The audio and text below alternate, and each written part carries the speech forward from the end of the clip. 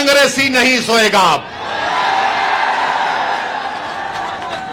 मगर आप एक बात तो मानते हैं ना कि ओवैसी के आने से ये कांग्रेसी तुम्हारे घर को आया नहीं आया?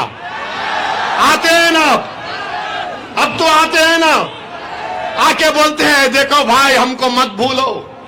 पहले आते थे, पहले नहीं आते थे, क्योंकि उनको मालूम था ये कहां जाएगा हमारे को छोड़कर।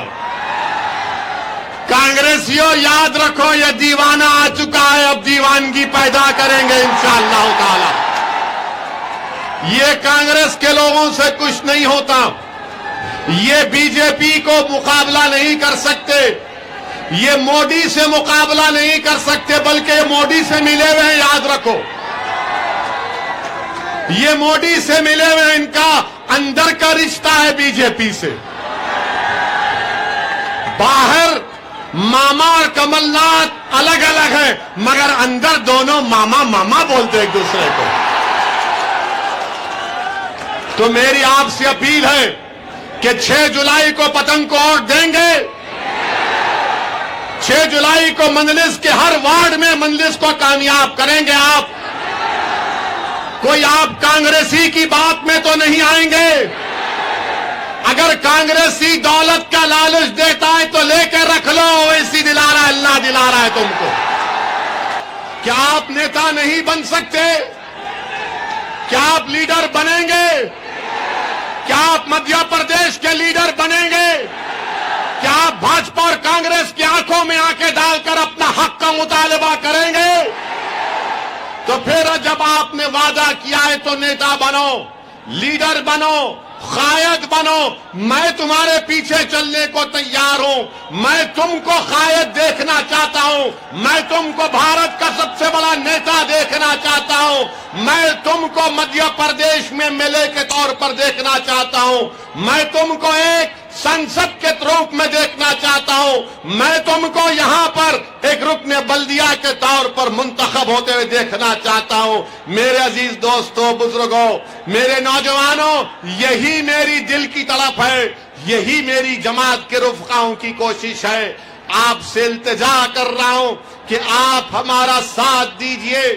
आप याद रखिए, अगर कोई कांग्रेस के पीछे दौड़ रहा है और ये समझ रहा है कि कांग्रेस उसका साथ देगी, कांग्रेस साथ नहीं दे सकती, याद रखो। बल्कि मध्य प्रदेश में, पूरे मुल्क में कांग्रेस और भाजपा में कोई फर्क नहीं है। भाजपा और कांग्रेस ये राम और श्याम की जोड़ी है, एक सिक्के के 2 रुख है। मेरी बात को याद रखो आप। अभी मैं आ रहा था तो मीडिया के लोगों ने हमसे पूछा कि कांग्रेस के लोग आप पर इल्जाम लगाते हैं कि आप बी टीम हैं। मैं भोपाल में खड़े होकर कांग्रेस के बड़े बड़े नेताओं से पूछ रहा हूं, बताओ कमलनाथ, जब आप मुख्यमंत्री थे तो कांग्रेस के 20 विधायक एमएलए कांग्रेस को छोड़कर भाजपा में चले गए। क्या वसदुद्दीन ओवैसी के हाथ से गुलाब जामुन खाकर मामा को मुख्यमंत्री बनाए? बताओ कमलनाथ, तुम्हारी पार्टी के लोग अपना जमीर बेचकर भाजपा में चले गए। तुम्हारे कांग्रेस के एमएलए जिन्होंने विश्वासघात किया मध्य प्रदेश की जनता से और भाजपा में चले गए, मगर कांग्रेस में इतनी हिम्मत नहीं है कि मोदी पर, अमित शाह पर तनकीद करे तो उंगली उठाते हैं कि ओवैसी वोट काटने को आया है। अरे मैं काटने नहीं आया हूं। सुन लो भोपाल की जनता, सुन लो भाजपा कांग्रेसियों, मैं काटने नहीं, मैं अपना हक लेने आया हूं। मैं काटने नहीं, जोड़ने आया हूं। मेरे अजीज दोस्तों और बुजुर्गों, कांग्रेस के 20 विधायक चले गए और फिर सिंधिया चले गए और मंत्री बन गए। इसका जिम्मेदार कौन है बताओ कमलनाथ? आज कांग्रेस के लोग मंजलिस के उम्मीदवारों के वार्ड में जाकर कहते हैं कि मजलिस इत्तेहादुल मुस्लिमीन का साथ मत दो, ओवैसी ये है ओवैसी फुला है। अरे मेरी कोई हैसियत नहीं है, मैं दुनिया में जब तक रहूंगा जब तक अल्लाह मुझे चाहेगा।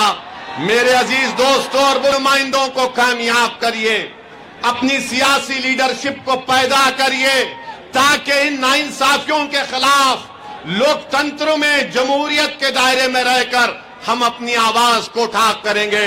वरना याद रखिए, अगर आप इसी तरह सेकुलरिज्म की, सियासी सेकुलरिज्म की गुलामी करेंगे तो जिस तरह से 40 साल से आपका इस्तेसाल हो रहा है, एक्सप्लॉयटेशन हो रहा है, उसी तरह आपके नौजवानों का इस्तेसाल होगा। नौजवानों, मेरी बात को जहन नशीन कर लो, ये लड़ाई तुम्हारे लिए है मेरे भाई, मेरे बेटों, ये लड़ाई तुम्हारे लिए है, मैं तुम्हारे लिए लड़ रहा हूं। मजलिस आपके रोशन मुस्तकबिल के लिए लड़ रही है।